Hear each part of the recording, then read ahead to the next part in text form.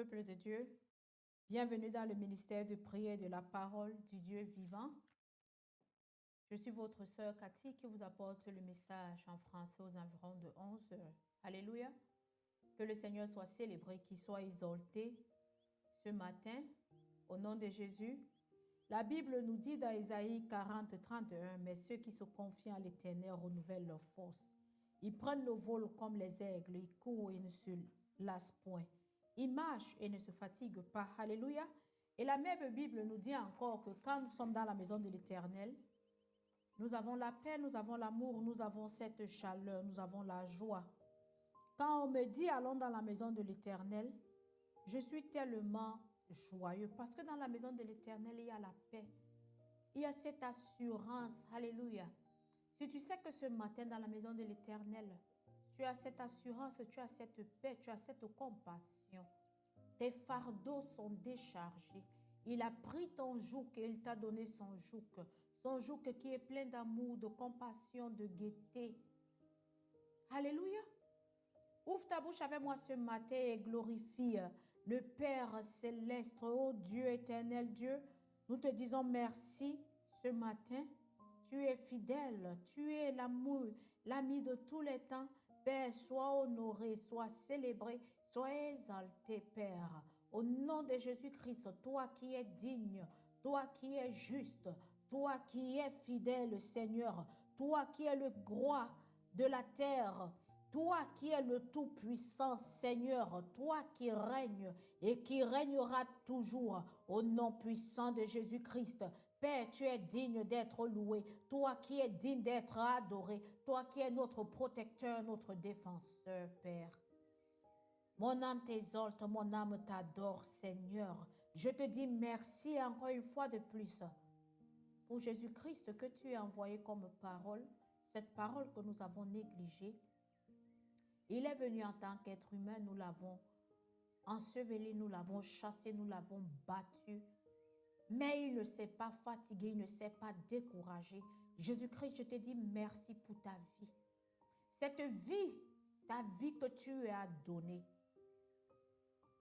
Cette vie que tu as échangée avec la nôtre.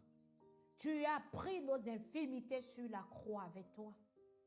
Tu as été enseveli. Le troisième jour, tu as été ressuscité. Il n'y a que toi seul qui est capable de le faire. Toi qui rends l'impossible possible. Oh, toi, Dieu d'impossibilité.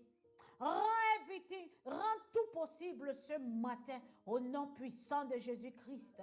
Rends nos vies, Seigneur, nos fardeaux, nous les remettons entre tes mains ce matin, au nom puissant de Jésus, que ta gaieté nous localise, que ton amour, Seigneur, nous donne cet espoir.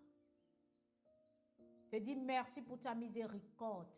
Ta miséricorde, Seigneur Jésus-Christ, et c'est grâce à ta miséricorde que nous avons cette réconciliation avec le Père. Que ta miséricorde continue de parler ces choses pour ma famille, pour ton peuple qui est connecté ce matin. Oh Jésus-Christ, que ta miséricorde nous lave ce matin à travers le sang de Jésus-Christ. Que le sang de Jésus-Christ renouvelle. Viens déboucher ces artères et ces veines qui sont bouchées afin que le roi que tu es prenne sa place au nom puissant de Jésus-Christ. Que toute personne qui est malade, que ta grâce, Seigneur, parle pour elle. Au nom de Jésus-Christ. Merci pour le Saint-Esprit. Saint-Esprit, esprit de vérité, esprit d'amour. Sois parmi nous ce matin, que ta sagesse nous localise. Au nom puissant de Jésus, que cette parole qui sortira de la bouche de ta servante, Seigneur, t'honore. Seigneur, je me cache derrière ta croix. Saint-Esprit, sois cette personne que tes enfants écoutent et non moi. Qui suis-je? Juste ce vaisseau que tu utilises afin de véhiculer ta parole. qu'ils puissent te voir à travers moi. Que ces paroles qui sortiront de ma bouche puissent tomber sur des terres fertiles qui vont t'honorer, qui vont te célébrer, qui vont te redonner cette gloire. Parce que tu es là ce matin afin de changer nos histoires. Tu es là ce matin afin de nous donner cet avenir meilleur. Tu es là ce matin, cet esprit, afin de renouveler nos forces, afin de nous guérir, afin de nous donner cette espérance que tu as pour nous. Tu es là ce matin afin de marcher avec nous durant notre voyage spirituel. Au nom puissant de Jésus-Christ, qui est mort sur la croix pour nos péchés. Ô Saint-Esprit, que ta parole soit cette lampe à nos pieds, cette nouvelle, cette lumière sur nos chemins. Seigneur Jésus-Christ, parce que sans toi, sans ta lumière, nous sommes égarés. Sans ta lumière, nous resterons toujours dans des ténèbres. Mais comme tu es mort, tu as été ressuscité. Tu nous as sortis des ténèbres, tu nous as menés dans ta lumière. Que ta lumière continue d'éclairer notre chemin. Au nom puissant de Jésus-Christ, qui est mort sur la croix pour nos péchés. Alléluia. Ce matin, nous allons lire dans le livre de 1 Samuel, chapitre 1, du verset 1 à 7. 1 Samuel, chapitre 1, du verset 1 à 7, qui dit, Alléluia, il y avait un homme de Ramathaim, Tophine, de la montagne d'Éphrem, nommé Elkana, fils de Jéroham, fils d'Elihu, fils de Tohu, fils de Tur, Éphratien. Il avait deux femmes, dont l'une s'appelait Anne et l'autre Pénina. Pénina avait des enfants, mais Anne n'en avait point. Chaque année, et cet homme montait de sa ville à Silo pour se prosterner devant l'Éternel des armées et pour lui offrir des sacrifices. Là se trouvaient les deux fils d'Élie, Ophni et Phiné, sacrificateurs de l'Éternel. Le jour où Elkana offrait son sacrifice, il donnait des portions à Pénina, sa femme, et à tous les fils et à toutes les filles qu'il avait avec elle.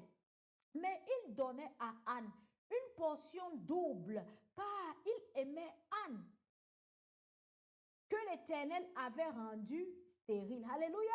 Sa rivale lui prodiguait des mortifications pour la porter à s'irriter de ce que l'Éternel l'avait rendue stérile. Alléluia. Et toutes les années, il en était ainsi. Chaque fois qu'Anne montait à la maison de l'Éternel, Pénina la mortifiait de la même manière, alors qu'elle pleurait et ne mangeait point. Alléluia, Éternel de notre Père, je te dis merci pour cette lecture. Que ta parole nous donne le courage d'avancer, qu'importe ce que nous allons trouver sur notre chemin. Guéris-nous, Seigneur, et nourris-nous spirituellement. Au nom de Jésus-Christ, notre Seigneur, je prie afin que cette parole tombe sur des cœurs fertiles, ces cœurs qui vont t'honorer, ces cœurs qui vont te glorifier, qu'importe la situation que nous traversons, au nom puissant de Jésus-Christ, qui est mort sur la croix pour nos péchés. Alléluia. Bien-aimés dans le Seigneur, dans notre dernier message, nous avons commencé et nous avons été guidés par le Seigneur à explorer la signification du mariage selon la Bible, afin de bâtir une communauté fondée sur les principes de Christ, les principes du Christ. Alléluia. Et je vais commencer par donner la définition du mariage que nous trouvons dans Genèse 2, 24. Le mariage est une alliance sacrée, instituée par Dieu. Alléluia. Le mariage est quoi? Le mariage est une alliance instituée par Dieu. Elle est quoi? Elle est sacrée. Et je veux aussi donner la vision du mariage. La vision du mariage, dans la vision de Dieu pour le mariage. Elle a été conçue comme union inconditionnelle et quoi? Permanente d'un homme et d'une femme. Alléluia. Devenant une seule chair. Alléluia. Ce qui fait quoi? Qui symbolise l'amour du Christ pour l'Église. Éphésiens 5, de 25 à 23. Alléluia. Il symbolise l'amour du Christ pour l'Église. Alléluia. La Bible nous dit très bien que c'est une union qui est sacrée entre un homme et une femme. Mais aujourd'hui, dans le monde, nous trouvons des hommes qui s'unissent ensemble et nous trouvons des femmes qui s'unissent ensemble. Nous voyons déjà que ça, c'est la photocopie de ce que Dieu a créé. Dieu lui crée l'original et l'ennemi vient faire quoi? Il vient faire des photocopies qui sont floues. Ces photocopies qui sont incapables de reproduire. Alléluia. Mais ces photocopies qui nous mettent dans des quoi? Dans des problèmes. Dites-moi comment entre homme et homme, il y aura naissance. Alléluia. Entre femme et femme, il y aura naissance. Mais la bonne chose est que nous servons un Dieu vivant. Celui-là qui est capable de briser ces chaînes dont il n'a pas établi pour son ministère. Alléluia. En cheminant avec Dieu, il est très important de réfléchir aux choix majeurs de la vie, comme celui de trouver un bon partenaire pour fonder une famille par le mariage. Pas une famille hors du mariage, mais dans le mariage. Alléluia. Parce que c'est Dieu qui est l'auteur du mariage. C'est lui qui a fondé le mariage. Alléluia. Voyant l'évolution de la société actuelle, nous constatons que ce qui était autrefois très valorisé aujourd'hui, quoi, est négligé. Alléluia. Et que les valeurs établies par Dieu semblent remplacées par les tendances du monde. Alléluia. Aujourd'hui, les gens ne veulent plus savoir. Mais pourquoi est-ce que Dieu a parlé du mariage? Mais pourquoi est-ce que la Bible dit que nous sommes les fiancés et Christ est notre époux? Est-ce que nous nous sommes posé cette question? Mais nous sommes en train de nous diriger sur les tendances de ce monde. Qu'est-ce que le monde s'y dit? Nous ne nous soucions même plus de savoir. Pourquoi est-ce que Dieu a institué le mariage? Pourquoi est-ce que nous devons laisser Dieu être l'auteur de notre union? Pourquoi est-ce que nous devons laisser Dieu nous marier? Mais nous partons nous marier nous-mêmes. Et c'est comme ça que quand nous trouvons malheur en chemin, nous commençons à blâmer Dieu. Est-ce que c'est Dieu qui est l'auteur de l'union dans laquelle tu te trouves? Alléluia. Je souhaite approfondir notre thème du mariage en me concentrant sur la femme. Alléluia. Afin d'enrichir notre compréhension et de réduire l'écart entre les idées de Dieu et les réalités actuelles. Parce que nous avons tendance à confondre ou bien me mélanger. Quelle était l'idée de Dieu pour la famille? Quelle était l'idée de Dieu pour le mariage? Et quelles sont les réalités actuelles? Dans le passage d'aujourd'hui, la Bible nous présente un couple dont l'espoir est que, une fois mariée, la femme ait des enfants. Qui a même dit que quand tu te maries là, je dis, belle famille là, il faut garder vos montres, il faut garder vos pendules, il faut garder votre temps à vous-même. Qui a même dit que quand tu te maries, tu dois automatiquement concevoir. 9e mois de ton mariage, on ne te laisse même pas jouir de ton mariage avec ton mari. Non, on cherche déjà à avoir un ventre qui est formé. Qui a dit ça? Est-ce que c'est Dieu qui vous a montré la vie de ce couple-là? Alléluia. Qu'après 9 mois là, un bébé doit déjà naître. Ah, on n'entend pas les cris. Ah, on commence déjà à regarder la femme avec un demi-heure. La femme qu'on a aimée, la femme qu'on a louée, la femme qu'on a dit oui, oh la chair de mon fils, la côte égarée, enfin il a retrouvé sa côte. Maintenant ils deviennent une chair. On ne les voit plus comme une chair. Maintenant on vient mettre une division parmi eux. Mais quelle est la vision que le Seigneur a pour cette union? Alléluia. Le nom de l'homme était Elkana et celui de sa femme Anne. La Bible ne précise pas combien de temps Elkana et Anne ont lutté afin de concevoir, afin d'avoir ce fruit béni par Dieu. Alléluia. Nous pouvons clairement déduire du récit d'Elkana que il était tellement désespéré de perpétuer sa lignée, prit Pénina pour seconde épouse, ne pouvant pas avoir d'enfants avec Anne. Ah, comme je ne parviens pas à avoir les enfants avec Anne là, hein, malgré que je l'aime, donc ça veut dire qu'il n'y aura personne qui va continuer avec ma lignée-ci. Non, il faut que j'aille prendre une deuxième épouse sans toutefois savoir qu'il était en train d'apporter l'épée dans sa maison. Il était en train de venir diviser sa maison. Alléluia.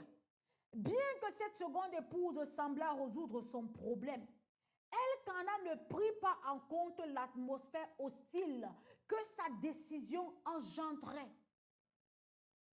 N'est-ce pas? Il ne connaissait pas la décision, l'atmosphère hostile que sa décision engendrerait. Est-ce qu'il savait que, en amenant Péninia dans sa maison, la joie devait régner?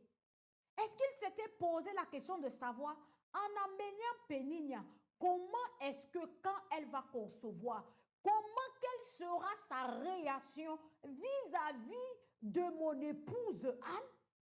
Non, mais lui, il voulait seulement assoupir son vide d'avoir d'enfants. C'est tout ce qui l'intéressait. Mais il ne se souciait pas des conséquences. Il n'avait même pas vu les coups, ou bien il refusait de voir ces conséquences arriver. Alléluia. Ce qui fit qu'Anne se sentit dévalorisée. Alléluia.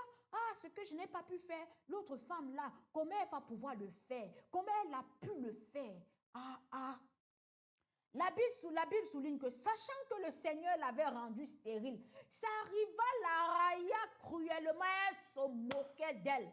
Dans 1 Samuel 1,6, il est dit, ça arriva, la provoquait aussi, la rendant malheureuse parce que l'Éternel l'avait rendue stérile. Ah, vous là qui avez l'habitude de vous moquer des gens là, hein, avant de se moquer de quelqu'un là, il faut se poser des questions. Parce que toute personne qui a l'habitude de se moquer des autres là, quand le Dieu d'impossibilité rendra cela possible, on va encore vous demander de rire, vous allez dire, ah, je m'étais trompé. Alléluia. Donc dans la vie, là, quand quelqu'un traverse des moments difficiles, ce n'est pas pour que nous prenions des tambours, nous commençons à taper, ce n'est pas que nous prenions des flûtes, nous commençons à l'été, nous prenons aujourd'hui, là, nous avons des téléphones. Que nous prenons, nous appelons pour nous moquer des situations de nos frères et sœurs. Non. La même Bible-là nous encourage que si c'est que nous aimons nos frères et nos sœurs, Jésus nous a tellement aimés. Dieu nous a tellement aimés qu'il a envoyé son Fils. Il a donné son Fils.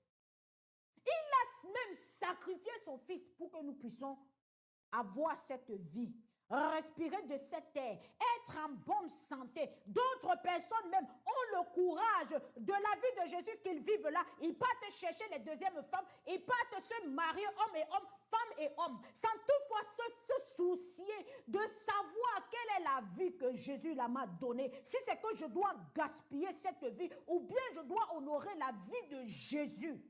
Alléluia.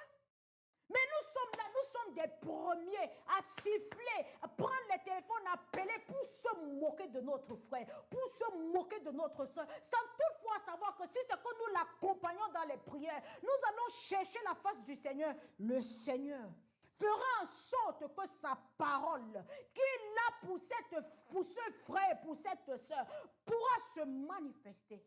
Mais nous aujourd'hui, nous sommes numéro un. On prend les téléphones, on appelle, tout ça pour se moquer. Alléluia. Ce harcèlement se poursuivit année après année jusqu'à ce qu'elle ne puisse plus le supporter. Elle était fatiguée. Alléluia. Nous pouvons imaginer dans des belles familles, nous le vivons tous les jours. Quand la deuxième femme là parvient à avoir un enfant, oh, aïe, aïe, la première, on va la traiter de tous les noms. Tu es sorcière, tu as passé ta jeunesse à avorter alors qu'elle ne connaît même pas le mot avortement. Ah, ta maman, c'est ça, ce que ta maman te faisait souvent boire là. Voilà ça, alors que la fille de Truie n'avait rien vu. On ne se pose pas la question de savoir, on ne regarde jamais le mari, jamais de la vie. C'est toujours la femme là qui vient souffrir dans la famille. La belle famille qui te regardait dans le passé comme ce joyau que le fils a trouvé. Non, mais aujourd'hui, on te voit comme une orange pressée, une vieille chaussure après, une vieille chaussette après usage. Aujourd'hui, on va te donner tout genre de noms. Tu es sûr que tu n'as même pas vendu le ventre là. Tu es sûr que tu n'as pas. Tu es sûr que tu n'as pas. On te colle des étiquettes. Mais ma soeur, ce matin, si c'est toi qui m'écoutes, garde tes yeux sur la croix de Jésus. Accroche-toi sur Jésus. À Jésus, tu as dit dans ta parole qu'avant que je ne sois conçu, avant que je ne naisse, tu avais déjà des plans pour moi. Jésus, révèle-moi ces plans. Ces plans que tu as pour moi ne sont pas des plans qui viendront, qui seront cette flèche, cette épée dans ma douleur. Mais tu me donnes du réconfort. Quelles sont ces paroles que le Seigneur a pour toi? En examinant ce couple et ses épreuves, nous pouvons nous interroger sur les leçons à tirer de ce passage. Que cherche à nous enseigner le Seigneur à travers Elkana, Anne et Pénina? Alléluia. Donc ce matin, nous allons parler de la réalité du mariage. Nous savons que les toitures s'y cachent beaucoup de choses. Alléluia. La femme est toujours misérable. La femme sort toujours perdante. Quand ce dernier a déjà bousillé 15 ans, 20 ans de sa vie, la laisse. Alors qu'ils ont eu à construire un patrimoine ensemble, il ne regarde plus ça. Tout ce qui l'intéresse à cause de la pression de sa maman, pression de ses soeurs, pression de ses frères. Cette femme qui avait été aimée dans le paravent, aujourd'hui revient la risée de la famille. Elle devient la risée du quartier. Elle devient ce sujet de conversation. Alléluia.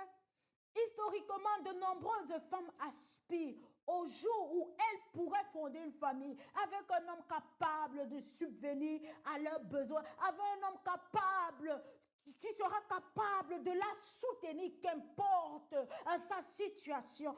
Alléluia. Pour s'y préparer, elles passaient souvent du temps avec leur mère, notamment celles issues des familles stables et attachées au mariage, apprenant ainsi des compétences essentielles telles que la communication respectueuse, la cuisine, le ménage et le service auprès de leur futur époux, étant d'éléments nécessaires à l'entretien du foyer. Alléluia. On te parlait de savoir comment est-ce que tu vas entretenir ta maison, comment quand les enfants viendront, ce que tu feras, comment est-ce que tu vas te comporter vis-à-vis de ton mari. Alléluia. La crainte partagée par beaucoup de femmes était l'impossibilité de concevoir après le mariage. L'impossibilité. Nous avons un Dieu qui rend l'impossibilité devenir possible. Mais est-ce que nous pensons à ça? Ou bien c'est le dernier de nos soucis? Alléluia. Et cette épreuve pouvait les amener à se sentir moins femmes et pas peur du rejet ou d'un éventuel divorce. Alléluia. Et certaines étaient prêtes à accueillir une autre femme chez elles pour combler ce qu'elles ne pouvaient pas. Nous les voyons ici aujourd'hui. Va chercher, ce sont même telles qui partent chercher des filles dans des villages lointains. Va chercher, elle achète la fausse grossesse, là, elle porte. Et maintenant, quand cette fille dernière donne naissance au bébé, on prétend que c'est elle-même le mari est dans le couple, prétendant que c'est sa femme qui a donné naissance. Mais le jour après son fait partie, cette dernière, on a payé des millions. Le jour, sans toutefois savoir que cet enfant ne porte pas ton ADN. Cet enfant ne vient pas de l'union que Dieu. Alléluia. Ne vient pas de l'union que Dieu a promis que tu auras avec ton mari.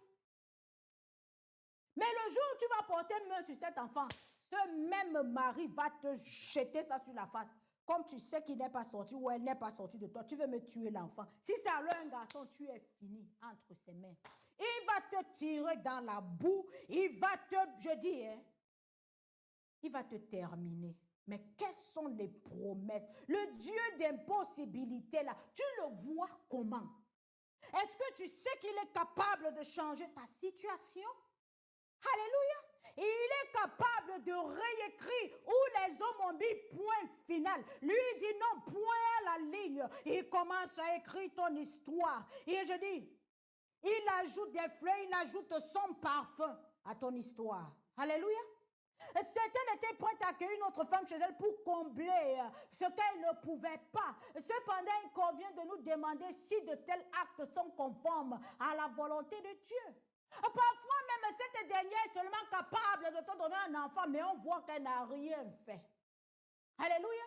On voit qu'elle n'a rien fait. Un enfant maman, 2 enfants. Ah, elle n'a rien fait. La maman commence à se comparer. Moi, à mon époque, moi j'ai fait 6, j'ai fait 8, j'ai fait 10. Qui t'a dit que ton époque et cette époque séparée? Qui t'a dit que Dieu veut qu'ils aient plus de 2? Ou bien Dieu veut qu'ils aient plus de 1? Est-ce qu'on se soucie des plans que Dieu a pour ce couple? Quelle est l'alliance que Dieu, c'est cette alliance que Dieu a avec ce couple? Est-ce que nous nous posons cette question?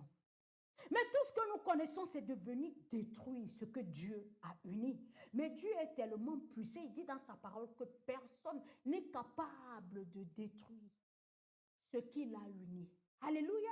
Lorsque nous considérons Abraham et Sarah comme nos ancêtres, nous constatons qu'ils ont été choisis et destinés à être ensemble selon le plan de Dieu. Où tu es mariée là, ma soeur, c'est selon le plan de Dieu. Ou bien c'est selon ton plan parce que tu as vu des millions. Parce que tu as vu de la richesse, parce que tu as vu des immeubles qui t'ont trompé sans toutefois savoir que ces immeubles devaient être cette flèche entre tes entrailles. Alléluia. Ésaïe 51, 2 dit, écoutez-moi, vous qui poursuivez la justice, vous qui cherchez l'Éternel, regardez le rocher dont vous avez été taillé, la fosse dont vous avez été extrait. Est-ce que nous regardons ce rocher? Est-ce que nous regardons cette fosse-là? Regardez Abraham, votre père, et Sarah, qui vous ont enfanté, car c'est lui seul que j'ai appelé et que j'ai béni et que j'ai multiplié. Je dis, amen, quand tu vas, tu sors de Abraham, de la lignée de Abraham et de Sarah, tu cherches quoi? Non, dis-moi, qu'est-ce que tu cherches?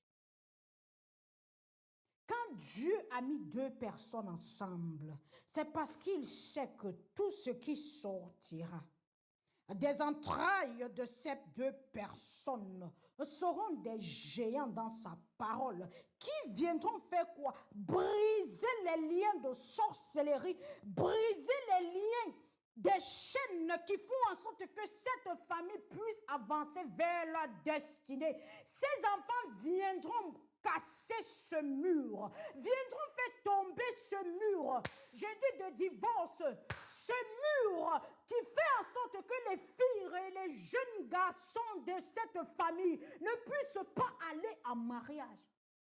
Mais comme le diable voit certaines choses, il fait tout pour que tu passes à côté de ta destinée. Et tu te dis que non, tu arrives dans cette maison, tu te retrouves en train de faire corps à corps avec ton mari, tu deviens son sac de boxe. Tu deviens son sac de boxe. Tu pars le sac de boxe. Maman vient te taper, les soeurs viennent te taper. Mais le matin, quand tu te lèves, tu fais la bonne face. Que le Seigneur nous préserve. Alléluia. Pourquoi s'attarder sur Abraham et Sarah? Parce qu'ils illustrent ce que nous pouvons attendre d'un mariage béni par Dieu. Si Dieu a pu bénir Sarah dans la vieillesse, à plus forte raison, toi qui as encore toutes tes forces, qu'est-ce que tu te dis? Quelles sont ces promesses que le Seigneur a pour toi? Tu t'appuies sur qui? Sur le rocher qui est Christ. Ou bien tu cherches cet oreiller douillet, tellement mou, tellement soft, qui t'endormira. Et c'est comme ça que tu vas t'oublier. Tu ne vas même plus, tu vas dire oui, il faut prendre deuxième femme là. Cette femme qui sera cette épine sur ta blessure. Sarah était si belle qu'Abraham craignit de la perdre à cause de sa beauté. Il dut donc mentir et dire qu'elle était sa sœur. Mais malgré sa beauté, elle était stérile. La femme là est tellement belle, moi je ne vais pas la laisser. J'ai dit, dites ce que vous voulez là. Elle est ma propriété. Vous avez peut-être été choisi comme la partenaire idéale et posséder toutes les qualités qui font de vous une femme vertueuse. Cependant, vous pouvez encore rencontrer des difficultés que seul Dieu peut résoudre. Mon frère, quelle est cette difficulté que tu rencontres dans ton ménage, que tu rencontres dans tes finances, que tu rencontres même dans ta santé? Quelles sont ces... Est-ce que tu sais qu'il y a un Dieu? Celui qui a créé le ciel et la terre, celui qui a fait de toi cette personne que tu es, ce Dieu-là, le lion de la tribu de Juda, El Shaddai, El Adonai, Elohim, le Dieu celui-là qui a ta destinée entre les mains. Est-ce que tu l'as invoqué? Est-ce que tu es allé dans ton lieu de prière? Est-ce que tu es allé te déverser? Est-ce que tu l'as appelé en vérité, en esprit, pour qu'il t'aide dans la situation dont tu fais face? Ou bien tu allais chercher les petits marabouts dans des quartiers, ou bien tu allais invoquer les crânes de tes ancêtres dans ton village. Qu'est-ce que tu as fait pour que ta situation puisse changer? Parce que quand le roi de la tribu de Juda fait son entrée, je dis, il détruit tout. Il dit, c'est lui seul qui sera capable et qui sera toujours capable aujourd'hui de te dresser la table, je dis ta table devant tes ennemis. Qu'importe le lion qui viendra se positionner, je dis quand tu vas soulever la fourchette, le lion même va se prosterner devant toi. Il va dire oui, je sais que celui-là, je sais que cette femme-là, quand elle se retrouve dans son lieu de prière, je dis même les anges vont dire papa, tu écoutes ta fille. Je dis ne gâte pas ton nom ici. Tu sais toutes les promesses que tu as attachées sur sa tête là. Elle vient te les rappeler. Aïe, Dieu ne tape pas poteau. Alléluia. Quand tu l'appelles en esprit, en vérité, tu l'appelles avec amour. Il t'a tellement aimé qu'il a envoyé son fils. Il te dit, cherche d'abord mon royaume, ma justice et toute autre chose. Dis-moi, si l'enfantement là sera un problème pour lui. Alléluia. Si tu parviens à te réveiller tous les jours, c'est pas sa grâce. C'est pour l'amour qu'il a pour toi. Parce qu'il sait qu'en toi, il a investi des choses qui viendront briser la tête du serpent avec ton talon. Qui est-ce que tu appelles, mon frère? Qui est-ce que tu appelles, ma soeur, ce matin? Alléluia. Amen. Quand il s'agit d'accomplir sa destinée, en donnant naissance au fils promis, la beauté physique perd toute importance si l'on est incapable d'avoir des enfants. Tu as vu même sa beauté là? C'est l'argent de notre frère BBL. Tu as tes formes naturelles. Hein? C'est là où on dit que c'est BBL que tu as fait. On te promet même la mort que prochainement, quand tu pas fait BBL, là, tu dois mourir parce que notre frère là, il n'est pas venu souffrir entre tes mains. Hein? Tu dois. Quelles sont les promesses que Dieu a pour toi? Alléluia. Avant que je ne naisse à ma Père. Tu as dit avant que je ne sois conçu. Ces projets que tu as pour moi, papa, je ne les connais pas. Est-ce que tu peux me les révéler? Il va te les révéler dans sa présence quand tu te retrouves avec tes genoux au sol, dans la prière. Alléluia. L'épreuve de stérilité de Sarah l'a amené à prendre une décision difficile, ouvrant la voie à de nouvelles difficultés en acceptant l'aide d'une autre femme. Alléluia. Tu acceptes l'aide d'une autre femme. Cette femme, je dis, elle va te terroriser. Te terroriser dans la maison, la comploter même, appeler les brigands pour qu'ils viennent te tuer. Tout simplement parce que, comme tu as préparé le chemin là, elle ne connaît pas ce que tu as traversé avec ton mari pour acquérir tout ce que vous avez. Maintenant, elle te voit comme intrude. Alléluia. Elle ne te voit pas comme sa rivale. Elle ne te voit pas comme sa coépouse. Je dis, tu es un intrus. Qu'est-ce que celle-là, elle fait là? Comploter avec l'homme là. Il faut la faire partir. Bonne à rien.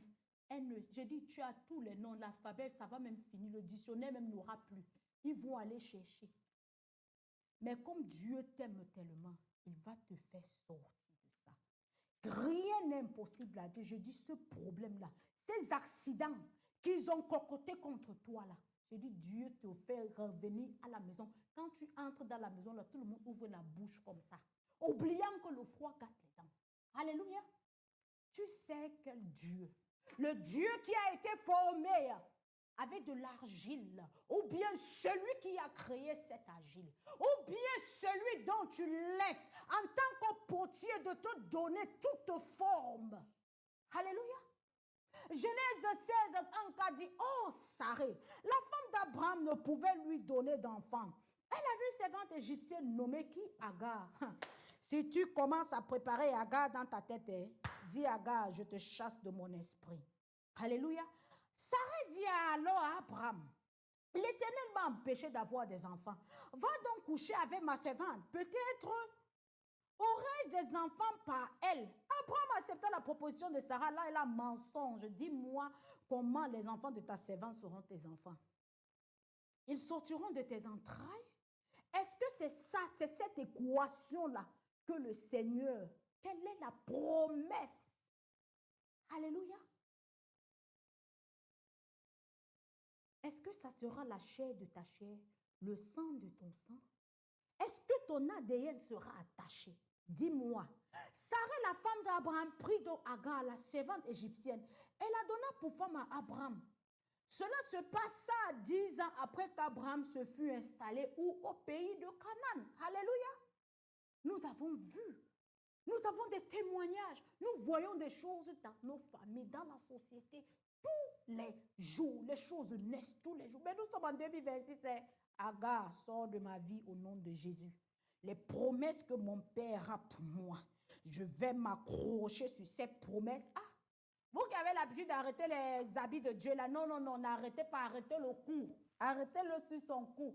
Parce que quand tu arrêtes sur le cou, il dit que ma fille, tu sais, je ne peux plus respirer, pardon. Aujourd'hui, là, les bébés là, nous avons vu des femmes ici qui n'ont plus de trompes. Les femmes qui n'ont plus d'utérus, qui sont capables de donner naissance. Mais toi, tu as toutes les facultés de pouvoir fanter. Et tu me dis, oh mon Dieu, il me déteste. Il m'a oublié. Il n'a pas écrit mon nom dans le registre des femmes qui peuvent accoucher. Qui a dit ça? J'ai dit qui a dit ça. Si la femme qui n'a pas d'utérus est capable de donner naissance à 6, 7, 10, toi, tu as encore tout ce dont Dieu t'a créé avec. Pourquoi ne pas l'invoquer? Tu l'invoques seulement quand tu manges les poissons brisés? Tu l'invoques seulement quand il faut attacher un morceau de poulet? Non. J'ai dit, tu dois l'invoquer quand tu te retrouves dans la vallée de la mort. C'est là où tu l'invoques. Et tu vas voir comment. J'ai dit, parce qu'il t'a entre les creux de ses mains. Tu doutes? Abraham entretenant des rapports avec Agar. Et elle devait enceinte. Mais lorsqu'Agar sut qu'elle était enceinte, elle commençait à faire quoi? Mépriser. La sorcière là, Abraham. Celle-là. Seulement quand je la vois dans la maison-ci, c'est comme si le bébé là va sortir. J'ai dit, la femme là, je viens de boire, tu me vois en train de vomir comme ça. Non, c'est elle. Elle a mis le poison. Tout simplement pour que ton mari te chasse de la maison. Si elle est même au courant qu'il t'aime même plus qu'elle, préméditer les morts, je dis, payer les agresseurs de venir un peu la taper, disant que c'est toi, tout simplement parce que ton ombre même dans la maison l'énerve. Belle famille, tous, ils vont croire que ce qu'elle dit là, c'est vrai, sans toutefois savoir qu'il y a une jalousie qui s'est installée. Comme elle a pu porter ce que moi je ne peux pas porter, je deviens son marche-pied dans la maison. Je deviens son torchon. Non, le torchon même, tu peux même confondre, tu nettoies même tes mains. Tu deviens sa serpillère dans la maison. Mais aujourd'hui là, le Seigneur nous a donné dominion de pouvoir marcher sur les serpents et sur les apics. Et sur la pique, n'est-ce pas?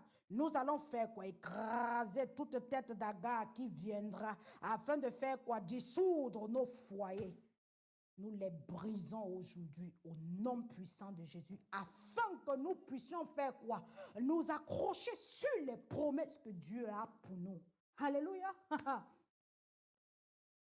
Et il y a beaucoup de femmes qui aspirent à la stabilité, n'anticipent pas ces difficultés et ne prient pas pour surmonter les obstacles qui les empêchent d'accomplir leur vocation. Au contraire, elle est souvent Pénina. Maintenant, Pénina a fait son entrée. Pénina entre dans leur vie, sachant qu'elles ne trouveront jamais la paix intérieure. Alléluia. La Bible nous le dit dans 1 Samuel 1,6, où sa rivale provoqua violemment Anne, cherchant à la rendre malheureuse, car l'Éternel l'avait rendue quoi? Stérile.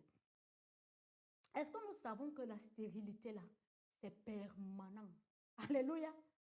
Parce que ces enfants qui sortiront de tes entrailles, mon Dieu, je dis ces enfants qui sortiront de tes entrailles, Alléluia. Pénina chercha à contrarier Anne à chaque occasion. Selon les écrits juifs, Anne elle-même suggéra de prendre une seconde épouse. Elle prend le clou, elle enfonce dans sa blessure sans toutefois connaître la douleur. Elle ne se soucie pas de savoir si ce clou est rouillé, n'est-ce pas? Pénina exploita évidemment chaque opportunité pour tourmenter Anne. Son salut matinal était souvent moqueur. Hein? Je dis à Anne, tu ne comptes pas te lever et aller laver tes enfants et les envoyer à l'école. Je peux imaginer sa posture. Je peux imaginer qu'elle avait un de ses bébés sur ses hanches. Elle dit, toi là, Anne, tu as vu mon bébé là, non? Moi, je dis, je suis femme. Toi, tu es quoi? Morceau de bois piqué. Lève-toi aussi comme moi, n'est-ce pas? Tu es la première épouse ici. Tes enfants devaient déjà aller à l'école. Lève-toi, je dis, va les laver, tu les envoies à l'école. Ces railleries visaient à rappeler à Anne sa stérilité. Ils sont là aujourd'hui dans nos familles, dans nos sociétés, qui nous rappellent notre manquement, qui nous rappellent ce dont nous avons eu affaire dans le passé, qui nous rappellent nos épreuves. Mais aujourd'hui, cette partie qui fait mal là, que toi seul tu connais, dis Seigneur, cette partie qui me fait mal, dont je n'ai jamais parlé à quelqu'un, mets ta main là-bas, Seigneur, et guéris-la au nom puissant de Jésus. Et cette partie dont j'ai même honte d'invoquer à ta présence, Seigneur, donne-moi le courage. Donne-moi le courage ce matin, Seigneur. Je sais que quand je t'aurai parlé, qu'importe le temps que ça prendra, Seigneur, tu es mon rédempteur. Je sais que tu vas me guérir de cette douleur. Je sais que tu vas me guérir. Tu vas me sortir de ce carniveau de honte. Tu vas me sortir de ce puits de la mort, Seigneur, au nom puissant de Jésus. Alléluia. Ce n'est que lorsque ces épreuves sont devenues insurmontables, qu'Anne a décidé de se tourner vers Dieu. Dernier espoir. On prend toujours Dieu comme qui? Notre dernier espoir. Plutôt que de compter sur les dons de son mari pour trouver du réconfort, je suis sûre que les crânes de ses ancêtres ont échoué. Oui, je dis, mes amis chez qui je suis allée pour les conseils ont échoué. Ma belle famille qui était incapable, qui était toujours là, afin de m'amener des herbes, des concoctions comme moi-même je ne connaissais pas. Ça a échoué et maintenant, c'est là que nous nous souvenons que nous avons un Dieu. Celui qui a fait de toi cette personne que tu es. Celui qui t'a créé. Celui qui détient ta destinée entre ses mains. Alléluia. Si un mari peut apporter son soutien, seul Dieu peut accomplir l'impossibilité. Alléluia. Si un mari peut apporter son soutien, seul Dieu peut accomplir l'impossible. Dieu du possible rend tout ce qui est impossible possible dans ma vie. Au nom puissant de Jésus, Dieu du possible rend tout ce qui est impossible dans la vie de tes enfants ce matin. Au nom puissant de Jésus, tout ce dont ils ont cru, ils t'ont appelé en dernière position. Ils te voient, Seigneur, comme leur dernier espoir. Toi, qui fais toutes choses à ton temps, Seigneur. Ils te reconnaissent comme Dieu. Ils te reconnaissent comme Seigneur. Ils te reconnaissent comme ce lion qui rouge dans la nuit quand ils sont couchés sur le lit. Affaissés au Saint-Esprit. Les enfants commencent à se réveiller. Accorde-leur cette grâce de pouvoir tenir ferme comme Anna a pu le faire au nom puissant de Jésus, afin que tout ce qui est impossible devienne possible au nom puissant de Jésus. Alléluia. 1 Samuel 1, 10 à 11, il est écrit, elle était profondément affligée. Elle pria l'Éternel et pleura avant angoisse. Alors, elle fut un vœu et dit, ô Éternel des armées, si tu daignes regarder la misère de ta servante, si tu te souviens de moi et ne m'oublie pas, si tu me donnes un fils, je le consacrerai à l'Éternel. Pour toute sa vie, le rasoir ne passera point sur sa tête. Quelle est cette alliance que tu veux avoir avec le Seigneur, afin que cette parole, si c'est ce bébé, si c'est ce boulot que tu veux avoir, tout ce que tu veux accomplir dans ta vie, quelle est cette alliance que tu es à mesure de tisser avec le Seigneur? Cette alliance dont tu ne vas pas fuir après l'avoir acquérie. Alléluia. Nous avons vu, nous lisons dans les Saintes Écritures que Anna, quand Anna arriva à l'église, elle pleurait. Elle était là, elle priait jusqu'à le prêtre. Élie est venu lui poser la question, ma fille, je dis, tu es saoulée, tu es saoule. Nous avons vu qu'elle était saoule de quoi le Saint-Esprit l'avait tellement enveloppée. Quand le Saint-Esprit entre dans ta vie, ma soeur, mon frère, ton histoire change. Alléluia. Je dis, quand tu es baptisé du feu du Saint-Esprit, je dis, ton histoire change. Tout ce qui était bouché, je dis, tout ce qui était déjà mort en toi, reprend la vie maintenant. Je dis, les facultés la reprennent au nom puissant de Jésus. Qui a dit que ton Dieu ne peut pas? Qui t'a menti que ton Dieu ronfle quand il s'agit de ton cas? Qui t'a menti que ton Dieu allait en vacances? Dieu ne part jamais en vacances. Il est toujours là. Qui t'a dit que parce que ton Dieu est calme, il ne parle pas, c'est qu'il t'a oublié? Qui t'a menti? Il nous demande de faire quoi? De veiller et de prier.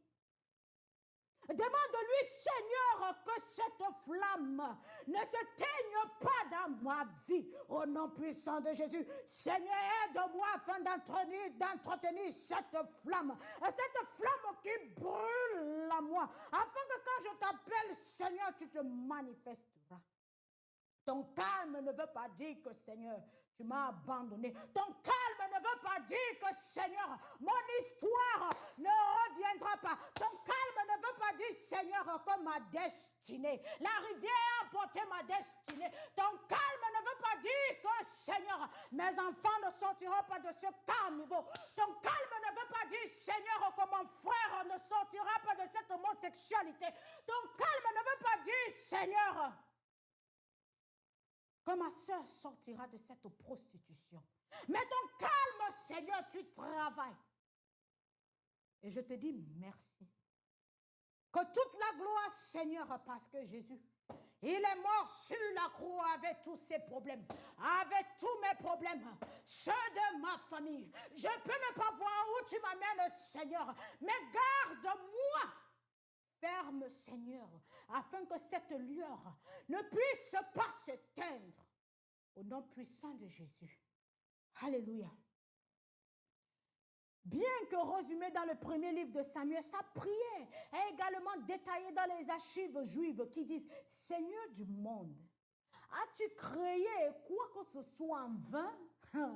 Alléluia. Nous voyons comment Anne a touché le cœur de Dieu. Elle a commencé à citer des choses qu'il avait eu à faire. Tu as dessiné nos yeux à voir, nos oreilles à entendre, notre bouche à parler, notre nez à sentir, nos mains là à travailler. N'as-tu pas créé ces cieux au-dessus de mon cœur pour allaiter un enfant, Seigneur? Tout ce que tu as investi sur moi, c'est en vain. Cette bouche-ci, si c'est que je ne l'ai pas, je vais t'honorer avec mes membres, Seigneur. Je dis, si la bouche-là n'est pas là, si les membres ne sont pas là, j'ai mes yeux, Seigneur. Je dis, je vais m'affaler au sol, qu'importe ce que les gens diront, mais comme je connais ta valeur, Seigneur, je sais que tu ne vas pas m'abandonner.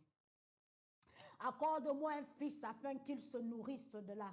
Seigneur, tu règnes sur tous les êtres, mortels et célestes.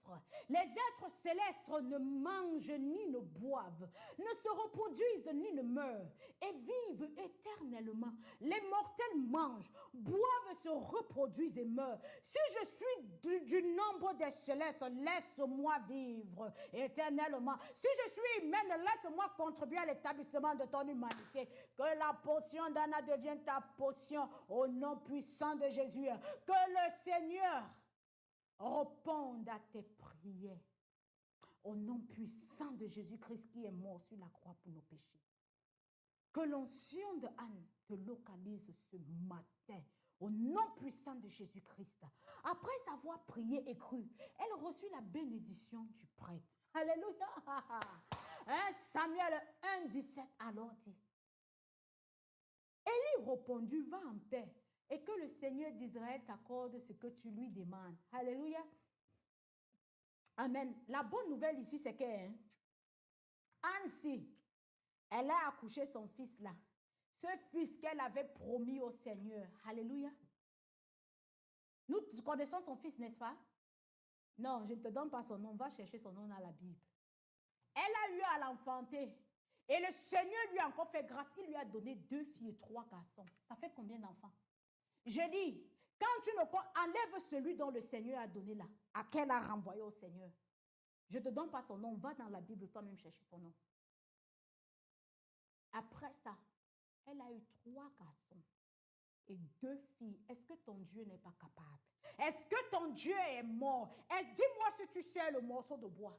Dis-moi si tu sais celui qui détient la hache afin de fendre ton bois. Celui-là qui balaie, je dis, et qui ne rate rien sur la cour. Alléluia. C'est un Dieu vivant, créateur du ciel et de la terre, celui qui a tout créé. Je dis, celui qui connaît le nombre de cheveux que tu as sur ta tête. Celui qui connaît quand est-ce que ton prochain battement de cœur prendra place. Celui-là qui est mort, afin que tu puisses avoir cette vie en abondance, que quand tu respires, tu ne respires pas de l'air artificiel, mais de l'air de Jésus. Alléluia. Est-ce que tu peux te réjouir parce que ton Seigneur, il vit. Ton Dieu, il n'est pas mort. Il vit dans toutes les promesses. Dans ton nom est écrit. Ton nom, les promesses là. Je dis, quand elles vont commencer à se manifester, ne laisse pas le Seigneur. Je dis, n'arrête pas le pied, n'arrête pas la bille, le cou si tu as moyen. Parce que quelqu'un peut venir te bousculer, mais quand tu l'as, tu as le Seigneur qui vit en toi. Jésus vit en toi. Le cœur de pierre, ô Seigneur. Tu m'as donné un cœur nouveau. Tu m'as donné un esprit nouveau. Tu as changé dans mon corps le cœur de pierre et un cœur de chair. Tu m'as donné un cœur nouveau. Tu m'as donné un esprit nouveau. Tu as changé dans mon corps le cœur de pierre et un cœur de chair. Je n'ai pas dit que tu es mort. Je n'ai pas dit que tu ne peux pas le faire. Mais tu es fidèle. Tu es Seigneur. Oh mon Dieu, je t'adore. Alléluia.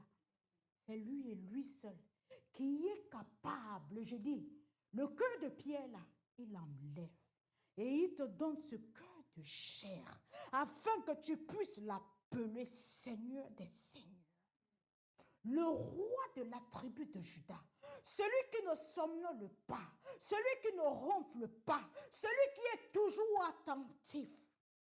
Ah Seigneur, je te dis merci. D'où vient notre premier sujet de prière? Aujourd'hui, beaucoup de femmes ont ouvert leur foyer à Pénina, car contrairement à Anne, elles n'ont pas confié leur situation à Dieu. Quelle est cette situation dont tu es incapable de confier à Dieu? Dont tu confies encore, tu crois encore à tes ancêtres là? Tu n'as pas vu que même tes propres parents l'ont échoué? Et la mort instantanée était leur partage? Tu n'es pas fatigué de ça? Quand tu as Dieu, tu es dans le bateau de Jésus, je dis l'amour instantané. Il a vaincu. Le cancer, il a vaincu. Les accidents programmés contre toi, il a vaincu. Les enfants qui se retrouvent n'importe comment, il a vaincu. Homosexualité, il a vaincu. Tu n'es pas fatigué d'inviter Pénina dans ta maison? Alléluia. Beaucoup de femmes aujourd'hui ont ouvert leur foyer à Pénina, car contrairement à Anne, elles n'ont pas confié leur situation à Dieu. Tu dis la situation dans laquelle, dans ma famille, Seigneur Jésus-Christ, le mariage n'est pas notre partage, mais dès aujourd'hui, comme j'ai entendu ta fille parler, m'enseigner, à partir d'aujourd'hui, je dis, mettre mes genoux au sol. Que l'esprit de non-mariage s'arrête sur moi. Au nom puissant de Jésus, ça ne traversera pas sur mes enfants. Je divorce de tout cela, tout esprit de non-mariage, tout esprit de célibat. Je dis, mes enfants ne sont pas connectés à toi. Toutes les balles et toutes les flèches que tu nous envoies, je dis, j'envoie le feu du Saint-Esprit sur toi. Toi, esprit de divorce, je dis, tu n'es pas bienvenu chez moi. Je te ferme ma porte. Je dis, Christ a vaincu le divorce sur la croix. Dans toi, divorce, tu n'as pas de place dans ma maison. Quand vous allez dans les familles des gens, ce n'est pas pour aller être spectateur ou spectatrice, jamais. Ce n'est pas pour aller porter le plus beau sac et la plus belle chaussure et croiser ton pied, non, jamais. Comme moi, j'ai pu me marier, je m'en fous de savoir si ma belle-sœur n'est pas mariée. Je m'en fous de savoir si ma sœur n'est pas mariée. Qu'est-ce que le Seigneur dit? Tu crois que tu vis pour toi seul? Jamais. Pour toi et ta famille. Ce n'est pas parce que tu es bien aujourd'hui que tu vas te moquer de celles qui sont derrière. Non, jamais. Alléluia. Certains d'entre eux ont accepté la stérilité comme leur partage. Ah, j'ai appris que quand je regarde ma lignée là, la sœur de ma grand-mère, elle n'a pas enfanté. Ah, comme je porte son nom, ça veut dire que qui a dit ça? Il faut briser cette chaîne de stérilité dans ta famille. Je dis, porte toutes les amours du Seigneur. Appelle-le, invoque-le. Je dis, tu verras comment il te sortira de cet esprit d'infirmité. Je dis, ce n'est pas une ronde. Ça ne doit pas être une ronde. Ça ne doit pas être une chaîne dans ta famille. Est-ce que tu t'es soucié de tes enfants? Si tu ne te soucies pas de toi, soucie-toi au moins des enfants de tes frères et de tes sœurs.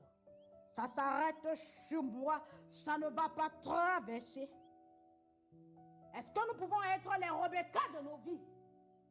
Est-ce que nous pouvons cesser de nous comporter comme Anne l'a fait et Sarah l'ont fait afin de ne pas inviter Pénina et Agar dans nos familles? Comportons-nous comme les Rebecca de nos vies. Ah, mon époux, toi et moi, nous fondons une seule chair. Nous avons cette alliance avec le Seigneur. J'ai appris que ta maman, dont je ne connaissais même pas, elle a été stérile. Mais ton papa, il a invoqué le Dieu. Ils sont allés à Shiloh. Aujourd'hui, nous n'avons pas les moyens d'aller à Shiloh. Notre Shiloh se trouve dans notre maison, se trouve sur notre lit marital. Est-ce que nous pouvons mettre nos genoux au sol et invoquer le lion de la tribu de Juda, celui-là qui a nos destinées? Il a dit dans sa parole qu'entre nous deux, les géants sortiront de nous. C'est ça que nous devons faire. Mais nous nous comportons dans l'argent là. Qui l'a même prendre 10 femmes? Que le Seigneur nous préserve. Au nom de Jésus-Christ. Mais celles qui connaissent le Dieu et comprennent que la volonté du Seigneur est que le mari et femme aient des enfants, feront le nécessaire pour que Dieu exauce leurs prières. Alléluia. Anne était si déterminée qu'elle a fait un serment. Et vous aujourd'hui, jusqu'où êtes-vous prête à montrer à Dieu votre confiance en lui pour la fertilité? Alléluia. Oui, toi tu as pu te marier, tu as pu enfanter. Mais est-ce que tu es sûr que ta fille pourra se marier ou bien enfanter? Oui, elle pourra se marier. Mais est-ce que tu es sûr qu'elle restera dans ce mariage? Est-ce que tu es sûr si ton fils ne va pas devenir, je dis, le Salomon de ta famille? Alléluia. Prions, brisons les chaînes, brisons les alliances. Qui t'a dit que quand ton fils a 2, 3, 4, 5 femmes, ça fait de lui l'homme le plus meilleur de la terre? Jamais de la vie. Dieu a dit, une femme, un mari deviendront une chair. Alléluia. C'est ça l'institution. Dieu est cette personne qui a fondé le mariage. Le mariage est sacré. C'est une union sacrée. Cette alliance sacrée, scellée dans le Seigneur. Alléluia. La Bible relate l'histoire de Rebecca, la femme du fils promis. Elle aussi stérile. Pendant des années, elle ne s'est pas inquiétée de sa situation, car Abraham avait prié pour son fils, pour que son fils ait des enfants. Il était capable de prendre même 100 femmes s'il voulait.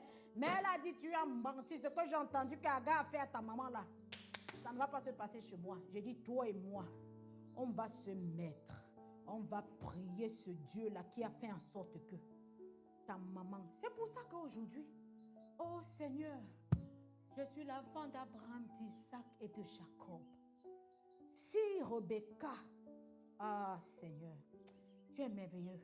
Mais lorsqu'elle a commencé à se pencher sur l'histoire familiale de son mari, elle a découvert que sa belle-mère décédée avait également été stérile pendant longtemps. C'est alors qu'elle convaincu son mari de prier pour que sa situation change. Nous avons vu ici qu'elle était tenue sur ses talons pour dire que ce ventre-là, il n'a même pas besoin d'enfanter. On a vu ça où? Mais nous aujourd'hui, le corps si même, une autre femme sera capable maintenant de porter mon bébé. Je ne veux pas gâter mon corps. Je ne veux pas que mes formes puissent être gâtées. Je ne veux pas, je veux toujours être fraîche.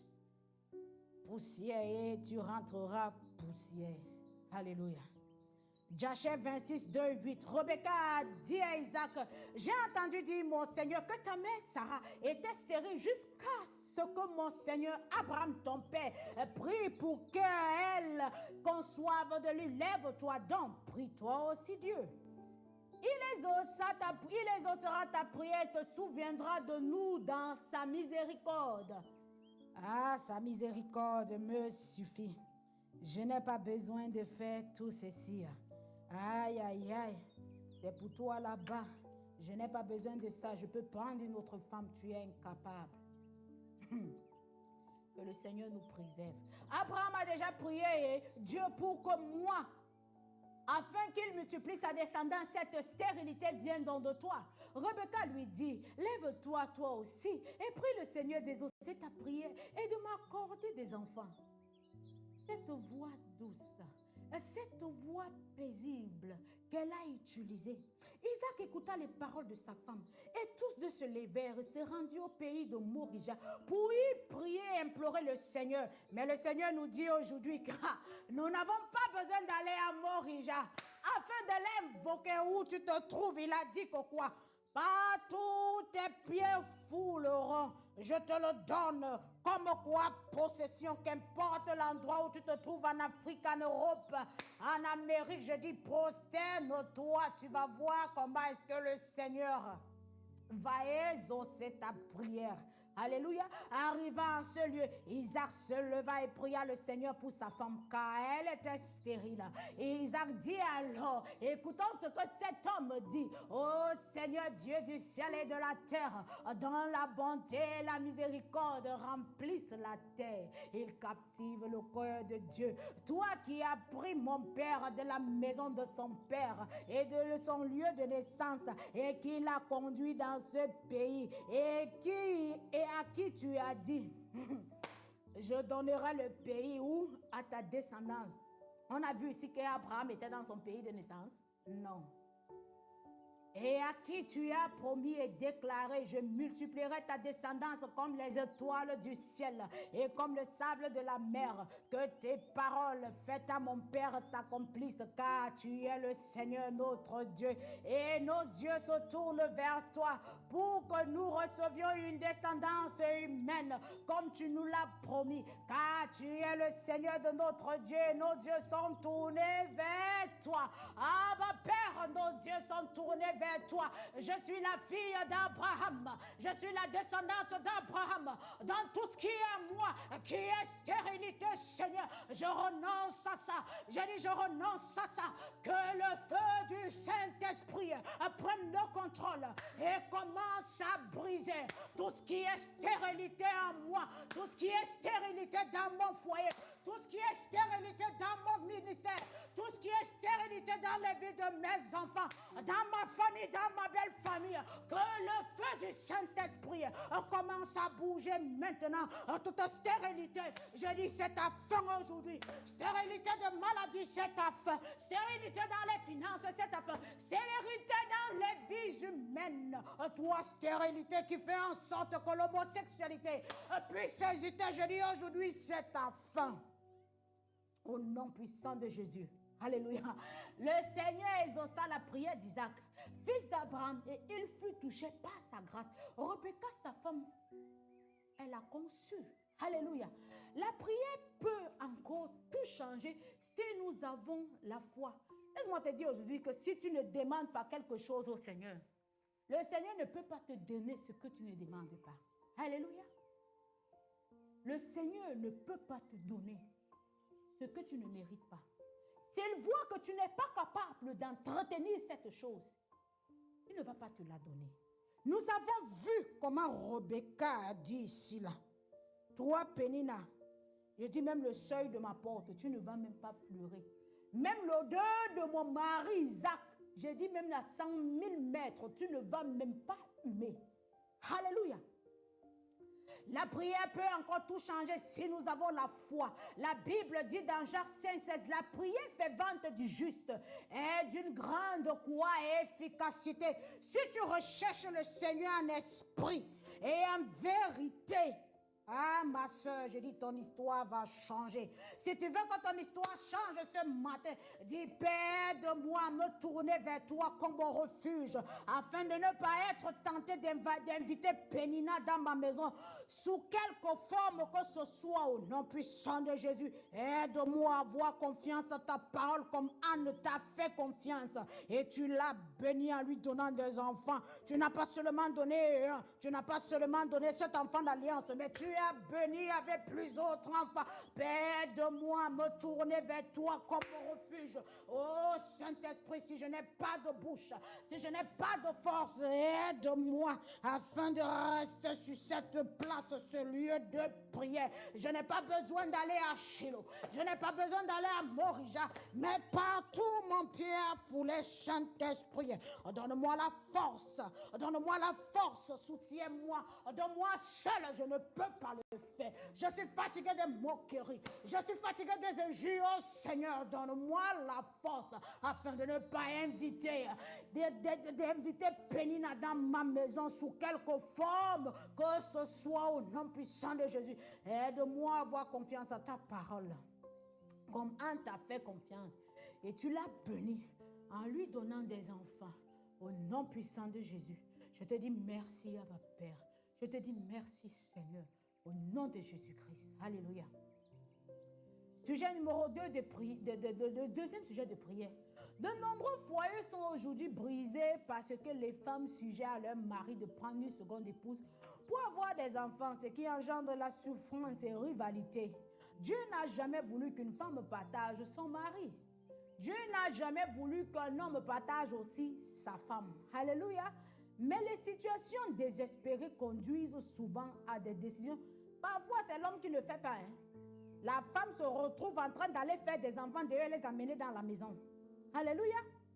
Parfois, un membre de la belle famille impose une seconde épouse pour avoir un héritier.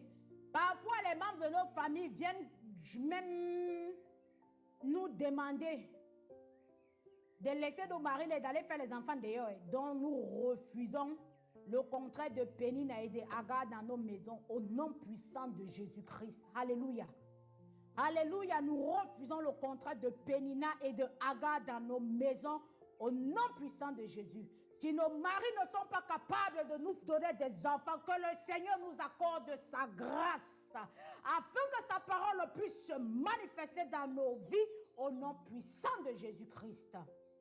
Prions maintenant pour chasser tout esprit de Pénina qui cherche à envahir nos foyers.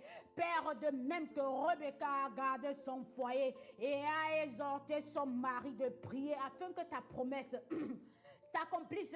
Aide-moi à me tourner vers toi plutôt que d'accepter des solutions négatives qui pourraient rendre ma vie semblable à celle d'Anna. Au nom puissant de Jésus, je m'appuie sur ton autorité de prophète, de prophétesse, de pasteur, d'évangéliste, de bishop sur ma vie. Et je lis tout esprit de Pénina lui ordonnant d'être détruit au nom puissant de Jésus.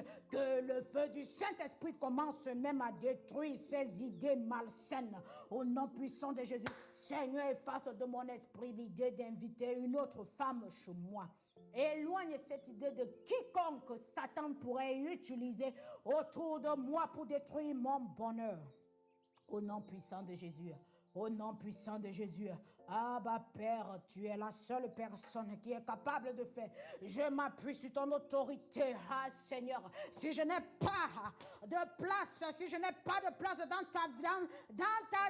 ton ministère, Seigneur, en tant que pasteur, en tant qu'évangéliste, en tant que pasteur ou bishop, je viens à toi, Seigneur, en tant que ton enfant.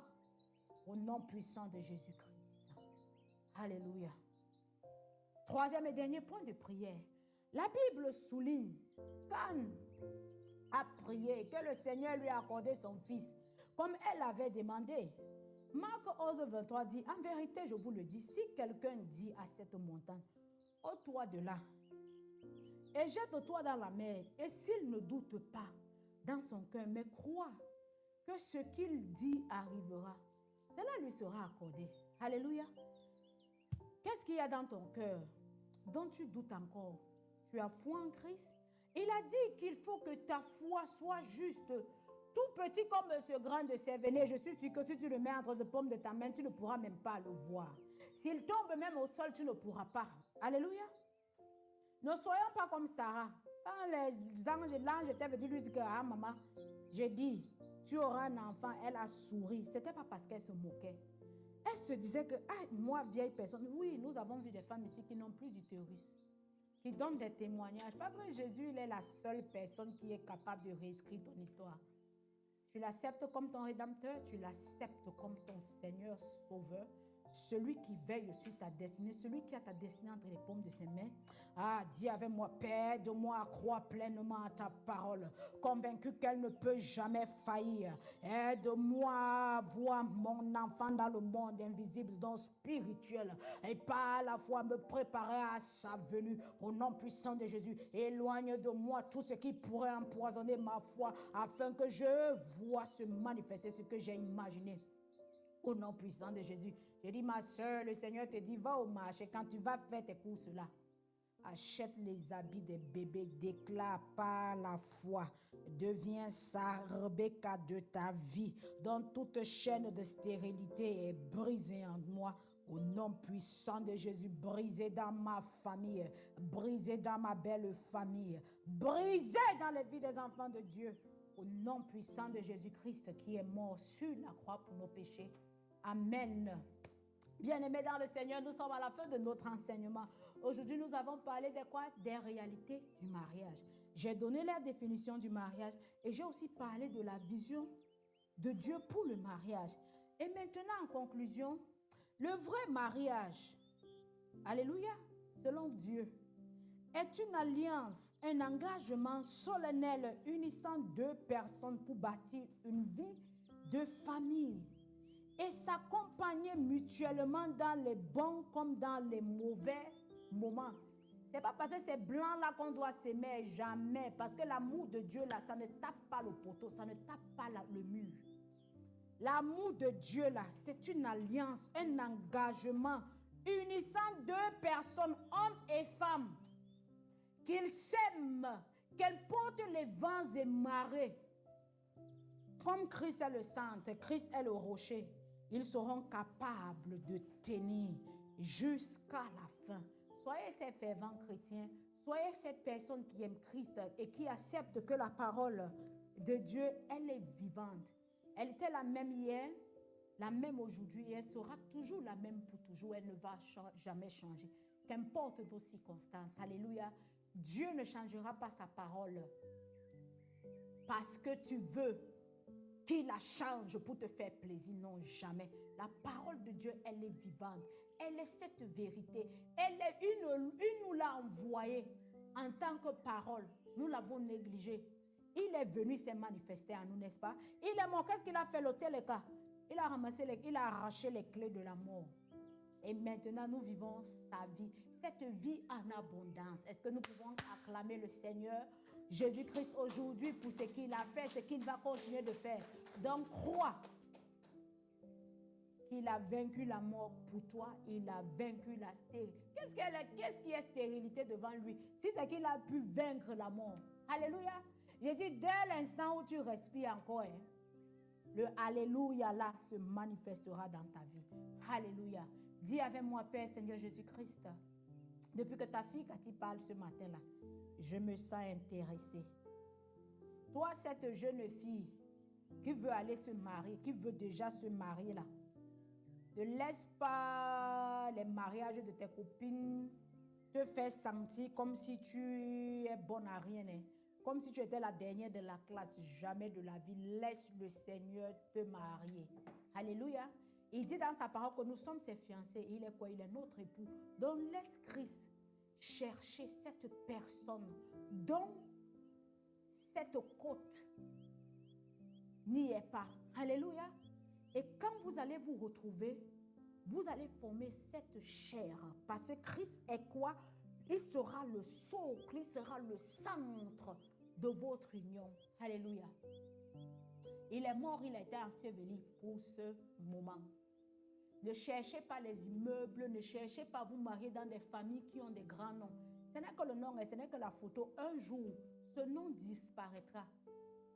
Et que sera-t-il? Quand viendra l'avenir de tes enfants? Alléluia. Pose-toi la question. Ne laisse pas les circonstances de tes parents te définir.